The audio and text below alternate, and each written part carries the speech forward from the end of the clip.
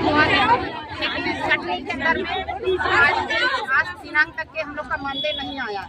दूसरी बात, हम लोग को जो मोबाइल से काम करवाया जा रहा है, तो सरकार की गाइडलाइन के अनुसार हमारी जो भर्ती हुई है वो केवल ICDS के रूप में गर्भवती धात्री और 6 माह से 3 और 3 से 6 वर्ष के बच्चों के लिए हुई है। लेकिन शासन की ऐसी गाइडलाइन होती है कि हर विभाग से हमें अटैच करवा दिया गया है।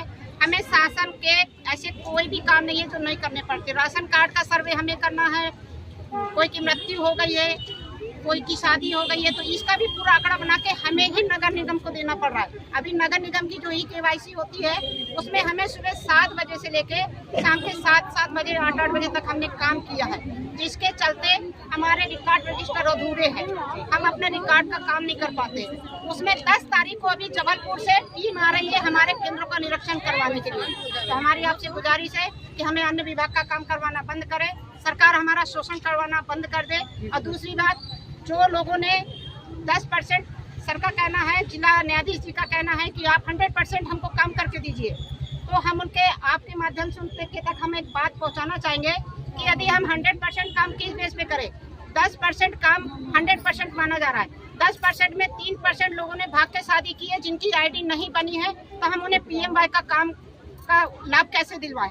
कुछ लोग ऐसे जिनका PM ID में नाम नहीं है राशन कार्ड की, और वो बिना मैरिज सर्टिफिकेट के नाम नहीं जुड़ रहा है, जिन्होंने भाग के शादी की है, वो लोगों उनके परिवार वाले उनको डॉक्यूमेंट्स नहीं दे रहे। तो ऐसे लोग हमारे यहाँ से कम 7% छूट रहा है। इसलिए ICDS के पोर्टल पे हम लोगों का काम केवल 3 या 4% दिख रहा है। तो हमारी विडम्बना ये है कि इस त्रुटि में हम गरीबों का मानदेय न कटौती किया जाए। अभी हमारे बहुत से वर्कर है जिनको सेवा समाप्ति की नोटिस मिली है, और कुछ लोगों को मानदेय रोका गया है 7-7 दिन का।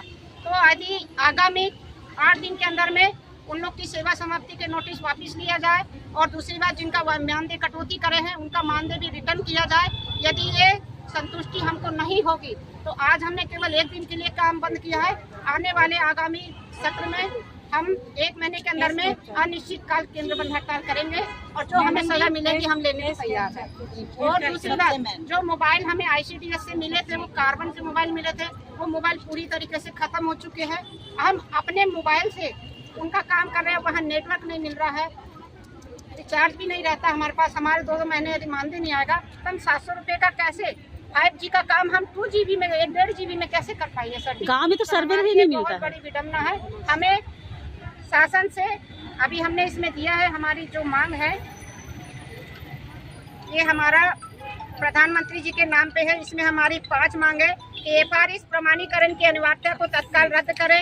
आंगनबाड़ी रिपेयरिंग प्रणाली में डिजिटलीकरण से पूर्व सभी आंगनबाड़ी केंद्रों में कंप्यूटर, लैपटॉप या टेप उपलब्ध करावे, ताकि हम 5G कनेक्टिविटी करने वाले गुणवत्ता के मोबाइल से आपका फोन अपना उपलब्ध कर सके और अच्छा उचित कार्य कर सके।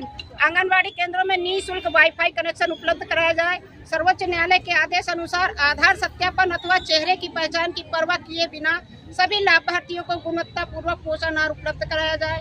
पोषण ट्रैकर ऐप से संबंधित मुद्दे डेटा में हेराफेरी सहित न किया जाए, क्योंकि हर 2-4 दिन में ICDS के वर्जन चेंज कर दिए जाते हैं, और हर बार गतिविधियों करने में हम भ्रमित होते हैं, जिसके कारण हमारी बहनें वो स्कीम को समझ नहीं पाती है। उस दिन फिर हमारा 100% काम उसमें नहीं दिखता है, जिससे हमें लेटर मिल रहे हैं और मानदेय सेवा समाप्ति की हमको सूचना मिल जाती है और लेटर भी मिल जाता है।